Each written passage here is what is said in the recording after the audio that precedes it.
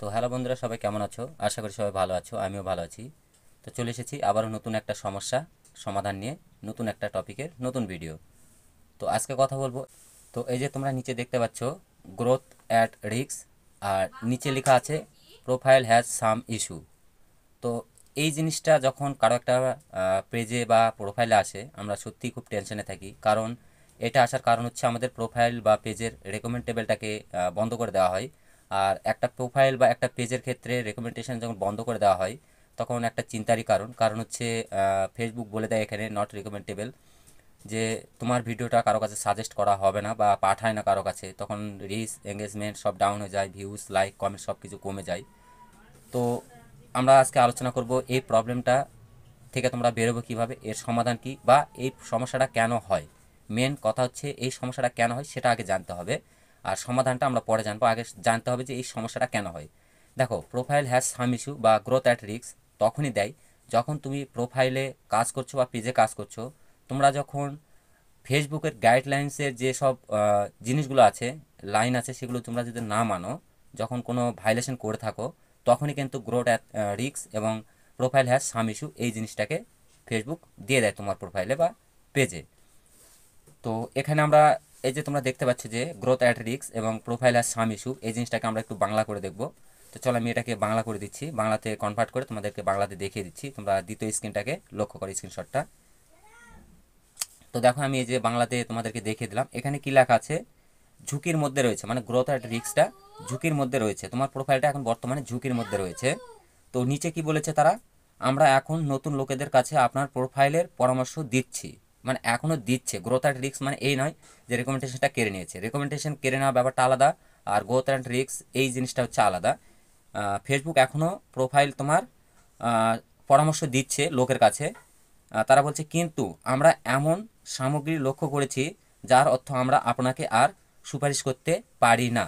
তো তোমার প্রোফাইলে তারা এমন কিছু লক্ষ্য করেছে, এমন কিছু ভাইলেশন দেখেছে, যার কারণে তারা এই জিনিসটা দিয়েছে। ভবিষ্যতে যদি তুমি কমিউনিটি গাইডলাইন্স না মানো, সেই জিনিসগুলো থেকে যদি সমস্যার সমাধান না করো, সাবধান যদি না হও, তাহলে ভবিষ্যতে তোমার প্রোফাইলটা বা তোমার পেজটাকে আর রেকমেন্ডেশন করবে না, একদমই টোটালি নট রেকমেন্ডেশনে নিয়ে চলে যাবে। তো আমরা কি কি ভায়োলেশন করে থাকি, এখানে ভায়োলেশন কি কি হয় দেখো। আমরা যখন একটা ভিডিও তৈরি করি, সেই ভিডিওতে আমরা অনেক সময় অনেক কিছু ভুল করে থাকি। যেমন কিছু ক্লিকবেট জিনিস থাকে, যেটা ক্লিকবেট থাম্বেল, ক্লিকবেট হ্যাশট্যাগ, বা হচ্ছে ক্লিকবেট হচ্ছে তোমার ক্যাপশন যেগুলো আমরা লিখি, এগুলো হচ্ছে ক্লিকবেট যদি থাকে। ক্লিকবেট মতলবটা কি? তুমি এমন কোনো আকর্ষণীয় থাম্বেল সেট করেছো বা আকর্ষণীয় কোনো ক্যাপশন লিখেছো যে মানুষ সেইটা দেখেই ক্লিক করেছে, কিন্তু ভিডিওর মধ্যে গিয়ে দেখছে হয়তো অন্য কিছু একটা। তো এগুলো হচ্ছে ক্লিকবেট, মানে যেটা দেখাচ্ছ বা যেটা তোমরা শো করেছো প্রথমে ভিডিওর মধ্যে থেকে সেটার একদমই আলাদা হয়। বা এমন কোনো কন্টেন্ট তৈরি করেছো যেগুলো মানে কমিউনিটি গাইডলাইন্সের বাইরে, সেই সমস্ত কিছু কন্টেন্ট তোমরা তৈরি করেছো, যার কারণে তোমাদের এই ভায়োলেশনটা হয়েছে। তো তারপরে নিচে কি লেখা আছে দেখো, প্রোফাইল হ্যাজ সাম ইস্যু, যে প্রোফাইলে কিছু সমস্যা আছে। প্রোফাইলে অবশ্যই সমস্যা আছে, সমস্যা না থাকলে কখনো গ্রোথ অ্যান্ড রিস্ক আসে না, বা একটা প্রোফাইল কখনো নট রিকমেন্ডেশন দেখায় না। অবশ্যই কোনো না কোনো সমস্যা আছে, সেটা তোমাকে খুঁজে বের করতে হবে। কি সমস্যা, কোথায় আছে সমস্যাটা, সেটাকে খুঁজে বের করতে হবে। তার এই সমস্ত বলার পর আমি তারপরে আসি কীভাবে সমাধান করবে এটা। তো আপনার সুপারিশ স্ট্যাটাস আপনার শ্রোতা তৈরি করতে সাহায্য করে, কিন্তু নিয়ম অনুসরণ না করায় আপনার নাগালের ক্ষতি করতে পারে। হ্যাঁ, একদমই তাই। যে প্রোফাইলে হ্যাঁ সাম ইস্যু মতলব এতটাও মানে আতঙ্কিত বা ভয় হওয়ার কোনো কারণ নেই। কিন্তু হ্যাঁ, তখনই কারণ হয়ে দাঁড়াবে, ভয়ের কারণ হবে যখন তুমি এখন থেকে যদি সাবধান না হও। তোমাকে যখন প্রোফাইলে এটা এসেই গেছে, তখন তোমার প্রোফাইলটাকে এখন থেকেই ঠিক করতে হবে। যদি না ঠিক করো, তাহলে ভবিষ্যতে গিয়ে এই ভুলগুলো যদি করতেই থাকো, তাহলে ভবিষ্যতে গিয়ে তোমার প্রোফাইলটা একদমই নট রেকমেন্ডেবলে পাঠিয়ে দেবে ফেসবুক।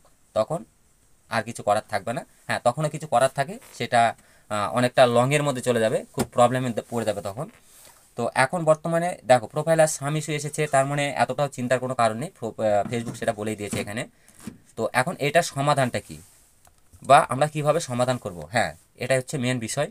তো তোমাদের প্রোফাইলে গিয়ে দেখবে তোমরা এমন কোনো টাইটেল লিখেছো কিনা যেটাতে লোকে আকর্ষিত হয়ে ক্লিক করেছে, তোমার ভিডিওটা দেখতে মজবুর হয়েছে, মজবুর করেছো তুমি, সেই রকম কোনো মানে থাম্বেল বা কোনো টাইটেল লিখেছো কিনা।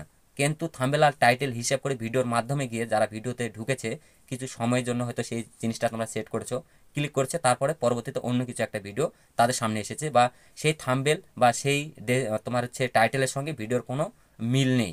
এরকম ক্লিক বেট যদি কোনো থাম্বনেল বা ক্লিক বেট কোনো টাইটেল লিখে থাকো, তো সেই ভিডিওগুলো বেছে বেছে ডিলিট করতে হবে। হ্যাঁ, ঠিক শুনেছো, ডিলিট করতে হবে। তোমার আইডিটাকে ফ্রেশ করতে হবে এখন থেকে, না হলে প্রবলেমটা আর দিনে দিনে অনেক বড় জায়গায় গিয়ে দাঁড়াবে। তো তারপরে কিছু কিছু জিনিস থাকে, যেমন ভিডিও, সেক্সুয়াল কিছু ভিডিও থাকে। আমরা নর্মাল একটা ভিডিও করছি, আমরা জানি ভিডিওটা আমি নর্মাল করছি, কিন্তু এমন আমাদের যে আহ, মানে লোককে এমনভাবে নিজেকে প্রদর্শন করছি যে জিনিসটা লোকের চোখে একদম সেই জায়গাতেই গিয়ে দাঁড়ায়, যে সেক্সুয়াল কন্টেন্টের মতনই দাঁড়ায়। সেই রকম কিছু ভিডিও আমরা অনেক সময় করে থাকি, আমরা দেখি, সেসব ভিডিও আমাদের সামনে আসে, আমরা দেখি। এই সমস্ত ভিডিও যারা তৈরি করো বা এই সমস্ত ভিডিও যদি তোমার প্রোফাইলে থাকে, সেগুলোকে ডিলিট করবে। কোনো কপিরাইট ভিডিও যদি থাকে, সেগুলো প্রোফাইল থেকে ডিলিট করবে। স্টোরিতে যদি কোনো কপিরাইট স্টোরি থাকে, সেগুলো বেছে বেছে সেগুলোকে ডিলিট করবে। কোথা থেকে কপিরাইট স্টোরি ডিলিট করতে হয় এ বিষয়ে আমার আইডিতে প্রোফাইলে ভিডিও দেওয়া আছে, তোমরা একটু খুঁজে দেখে নেবে যে কোথা থেকে ডিলিট করতে হয়। তো এই সমস্ত জিনিসগুলো আগে প্রোফাইলতে তোমাদের ক্লিয়ার লাগবে। আর এখন থেকে মতলব তোমার প্রোফাইলে যখন এই প্রোফাইলে স্বামী ইস্যুটা এসে গেছে, গ্রোথ অ্যান্ড রিস্ক এসে গেছে, তো এখন থেকে তুমি সাবধান হও, সেই সমস্ত কাজ করা বন্ধ করো যে সমস্ততে ফেসবুক আর রেকমেন্ডেশন না করে। এখন থেকে যদি সাবধান না হও, তাহলে ভবিষ্যতে গিয়েও অনেক বড় সমস্যায় পড়বে। আর এই জিনিসটা তোমরা যে বলছো প্রোফাইল হ্যাজ সাম ইস্যু, এটা আমরা রিমুভ করবো কিভাবে? দেখো, তোমরা একটা রিপোর্ট করতে পারো।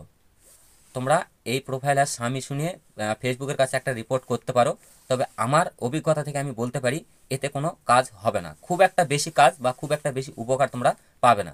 কারণ এই জিনিসটা যেমন আমাদের ইউটিউব, আমি ইউটিউবেও কাজ করি, ইউটিউবে যেমন একটা কপিরাইট জিনিস সিস্টেম থাকে, যেটা হচ্ছে ইউটিউব থেকে দেওয়া হয়। তো সেই জিনিসটার মেয়াদ থাকে 3 মাস সেই কপিরাইটটার। আর এইটা যে প্রোফাইলের স্বামী ইস্যুটা এসেছে, এটা তোমার 1 বছর পর্যন্ত তোমার প্রোফাইলে থাকবে, কারো 6 মাস, কারো 1 বছর। এর আগে কোনোভাবে তোমরা এটাকে রিমুভ করতে পারবে না, এটা অটোমেটিক রিমুভ হয়ে যাবে। এটা নিয়ে টেনশনের কোনো কারণে, কিন্তু হ্যাঁ, তোমাদেরকে এখন থেকেই সাবধান হতে হবে। সেই সমস্ত কাজ, সেই সমস্ত ভিডিও, সেই সমস্ত টাইটেল, সেই সমস্ত থাম্বনেল তোমরা ভিডিওতে ইউজ করবে না। এখন থেকে স্টপ করে দাও এই সমস্ত। আর যদি তোমাদের প্রোফাইলে এই সমস্ত কিছু থেকে থাকে, সেগুলোকে ডিলিট করো, এই সমস্ত ডিলিট করে দাও। কারণ ফেসবুক কিন্তু প্রায় আমাদের প্রোফাইল কিন্তু দেখে, তারা প্রত্যেকটা প্রোফাইল ফেসবুক কিন্তু মাঝে মাঝে দেখে যে প্রোফাইলে কি আছে। যে এর পরবর্তীতে যখন তোমার প্রোফাইলটা দেখবে ফেসবুক, যদি দেখে সেখানে কোনো সমস্যা নেই, তো আশা রাখতে পারি এই জিনিসটা 6 মাস থেকে 1 বছর এর মধ্যে রিমুভ হয়ে যাবে অটোমেটিক। না হলে তোমার প্রোফাইল নট রেকমেন্ডেশনে চলে যাবে। আর একবার যদি নট রেকমেন্ডেশনে চলে যায়, তো বাস অনেকটাই প্রবলেম হবে সেটাকে হাঁটানো। এখন বর্তমানে এটা নিয়ে কোনো টেনশনের কারণ নেই। হ্যাঁ, একটা রিপোর্ট করতে পারো, করে চুপচাপ বসে যাও, এবং যে কাজগুলো করবে এখন থেকে খুব সাবধানে এবং ভালোভাবে কাজ করবে। এটাই হচ্ছে প্রোফাইল হ্যাজ সাম ইস্যুর মেন কারণ। আর গ্রোথ অ্যান্ড রিস্ক, এটা নিয়ে কোনো টেনশনের অবশ্যই কোনো কারণ নেই। তো ভিডিওটি এই পর্যন্তই। তো আজকে ভিডিও শেষ করছি। ভিডিওটি যদি অবশ্যই ভালো লাগে, যদি তোমাদের উপকারে আসে, তাহলে ভিডিওতে অবশ্যই একটা লাইক করবে, ভিডিওতে একটা কমেন্ট করবে, তোমার মতামত জানাবে কমেন্ট বক্সে। আর ভিডিওটি শেয়ার করে দেবে তোমাদের সেই সমস্ত বন্ধুর কাছে যারা এখন বর্তমানে এই প্রবলেমে পড়ে আছে। আর তোমরা যদি এখনও আমার সঙ্গে যুক্ত না হয়ে থাকো, অবশ্যই আমার এই প্রোফাইলটা ফলো করে নাও এবং আমার সঙ্গে যুক্ত হয়ে যাও। আগামী দিনে আরও এরকম নতুন নতুন তথ্য নিয়ে এবং নতুন নতুন সমস্যার সমাধান পেতে অবশ্যই আমাকে ফলো করে রাখো।